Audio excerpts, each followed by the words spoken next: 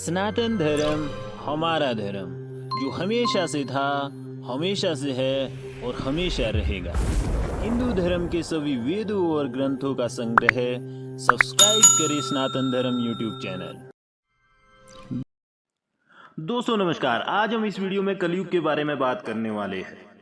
दोस्तों, भविष्य पुराण में कहा गया है कि एक समय कलयुग में ऐसा आएगा जब 5 से 7 साल की लड़की माँ बनेगी और 7 से 9 साल का लड़का बाप बनेगा।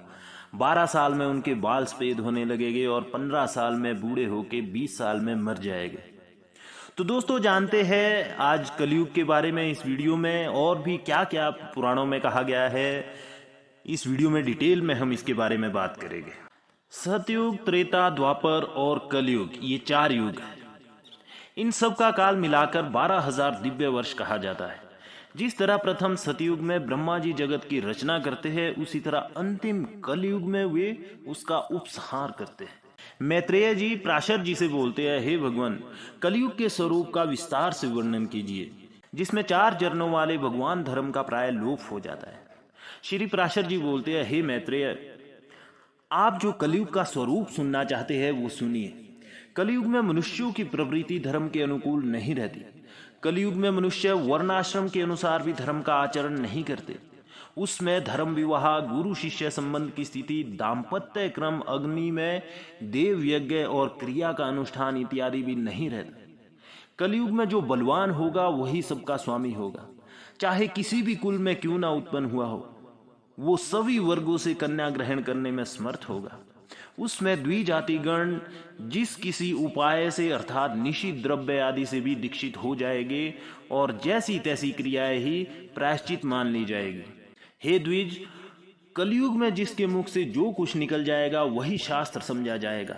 उसमें सभी भूत प्रेत मशान आदि देवता होंगे और सभी के सब आश्रय होंगे।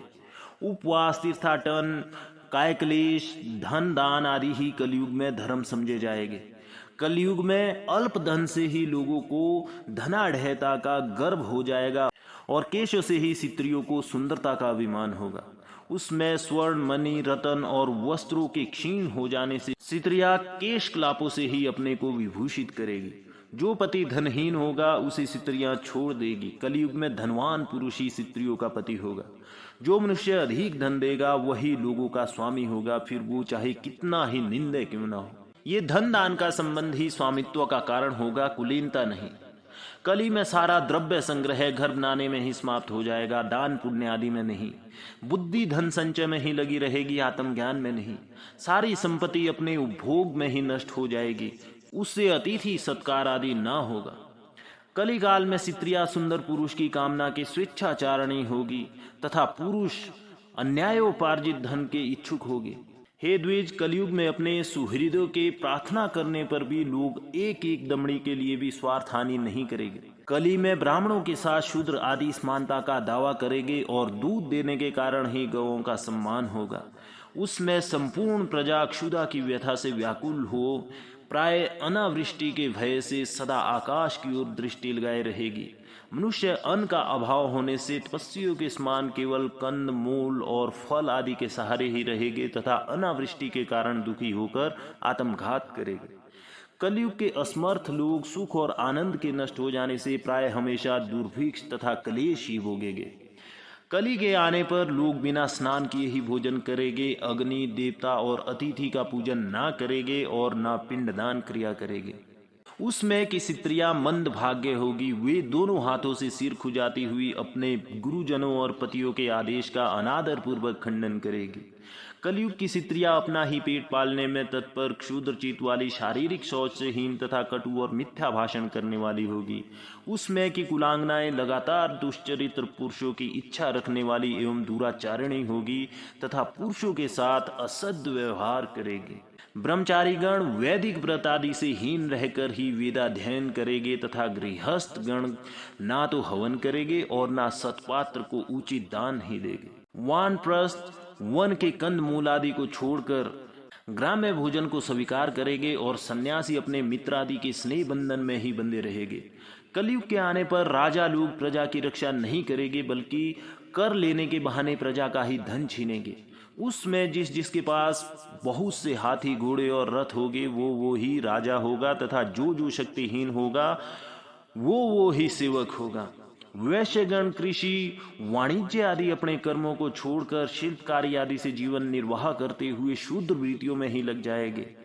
आश्रम आदि के चिन्ह से रहित अधम शूद्रगण संन्यास लेकर भिक्षा वृत्ति में तत्पर रहेंगे और लोगों से सम्मानित होकर पाखंड वृत्ति का आश्रय लेंगे।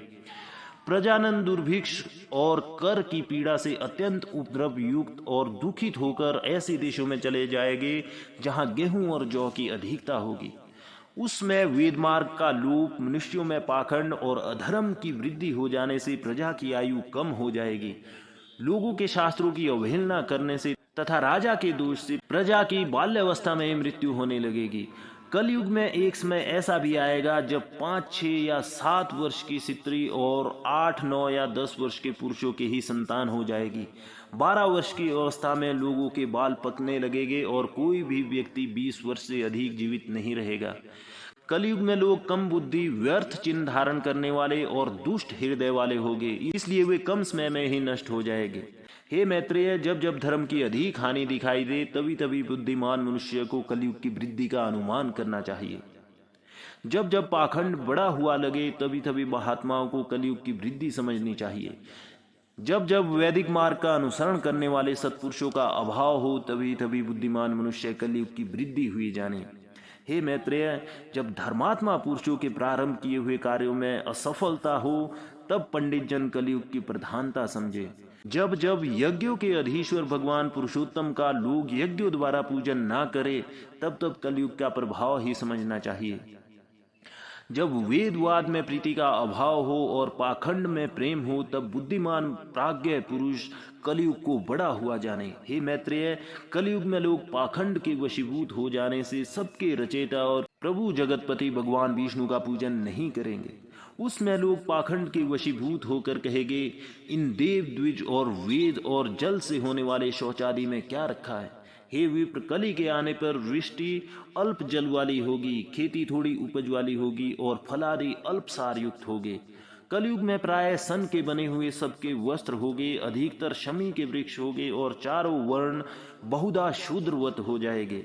कली के आने पर धान्य अत्यंत अणु होगे, प्राय बकरियों का ही दूध मिलेगा और उशीर यानी खस ही एकमात्र अनुलेपन होगा।